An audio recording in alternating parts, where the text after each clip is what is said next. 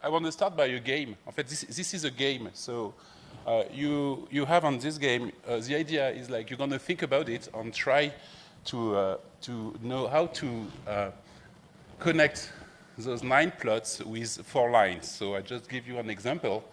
Okay, so here I'm using 4 lines to connect those plots, and it does not work because the plot is outside the line. So if you can think about it and try to find a solution, okay? And we're going to give the solution during the Q&A. So we're going to talk about the future of education and the technologies of education. So usually when we talk about technologies of education, everyone is talking about the technologies for education. But in fact, we don't really care about this topic. The most important is to have a good understanding of the technologies of education. It means like, how do we teach to someone and why we teach through a certain way. So basically, the question we have is like, what's going to be the future of our kids? And to understand what's going to be the future of our kids, the idea is to have created an education that can answer to that question. So education, massive education, universities are roughly being created on the same age as the industrial era. So at the 18th century, on the beginning of the 19th century in Europe and in the United States, the massification of education starts. And it was roughly pretty easy to understand what should someone learn, because the idea of education on those days was like how basically you are going to be able to serve the supply chain, how you're going to be able to do something for helping the supply chain to release the most as it can. So the question behind it, this is Nostradamus, is like, what's going to be the future? So he tried to give some answers. Nobody really understands them, but he tried to do it. So honestly, I have no idea what's going to be the future, especially in this world today. What's going to be the future? Strictly no idea. If I take an example, one of the most typical example I take is the growth of the technology of telecom through your GSM. So if you take your GSM, the adoption of the GSM over the 20 years has reached like 100% of most all the country around the world. There is a country which is Montenegro, they reached 200% of adoption. Like means the average population of Montenegro has 2 phones. And nobody was able to understand it. Even like if you take a company like the Gartners, for example, the Gartner said in 2005 that the growth of technologies in GSM, in mobile phone, is going to be about 20%. Like nobody can think like something is going to have a growth of 20%, which is huge. And in fact, in 2005, the growth has been 100%. In 2006, the Gartner said the growth is going to be 25%. And in fact, the growth has been 100%. So the next year, I think they never released something. So nobody knows what's going to be the impact of the GSM on those days, but the thing that is sure is changed the world. It changed the way we are doing things. Now we have access to the knowledge at the end of our hands through just a simple phone. So this is, so we can see really what I wrote, but in fact, this is the composition of the universe. So the universe is built of 5% of gravity, like raw material, like real material. There is about 20% of some things that call dark material, so black matter.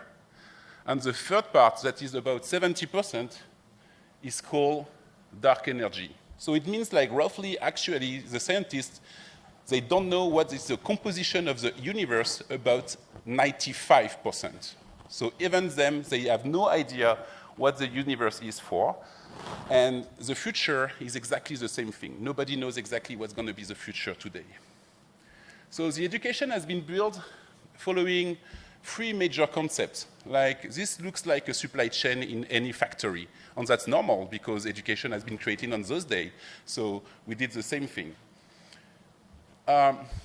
So basically, all was, so this is a picture of Ariane 5 the first day it had been launched. So basically, there had been an issue on what we call in computer programming a bit, in fact 3 bits of issue inside the whole rocket.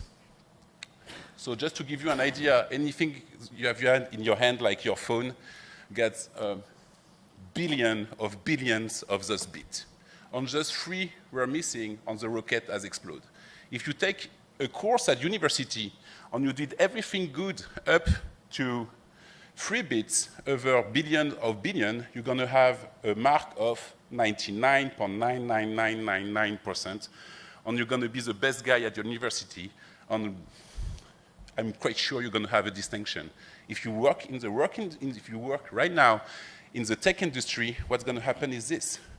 Who here is going to drive a car or a self-driving car that is working at 99.99%? No one of us. So right now, university, when you give a mark of 99.9% to a student, it means like you are creating a guy, a monster that maybe is going to kill someone. And of course,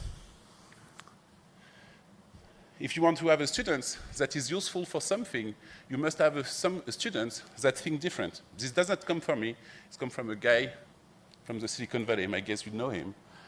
And what does it mean? It means like if you take the example of what's happening inside a course today, you have a course that you give to 400 students. So those 400 students, they're going to learn the same thing at the same moment. And basically, on Saturday, you're going to give them an exam. And during that exam, you're going to ask them, OK, how you could build this thing or that thing. And if they want to have a good mark, they're going to repeat exactly what says their really nice professor during the course. Or they're going to have an issue. If you take those 400 students and you send them over 400 tech companies, and each CEO of those tech companies is going to ask to the student to build something, and if they build exactly the same thing, what's going to happen? They have strictly no value. So giving this idea is like you must have students who think different. So this guy is called Jean Piaget, and is a guy from Switzerland in the 50s that have completely reinvented the technologies of education. So that guy is just a genius, and the idea is like basically, as a founder of different schools around the world, the idea is to try to apply his major concept about education. Basically, he said like a children must discover or rediscover the truth that he must conquer.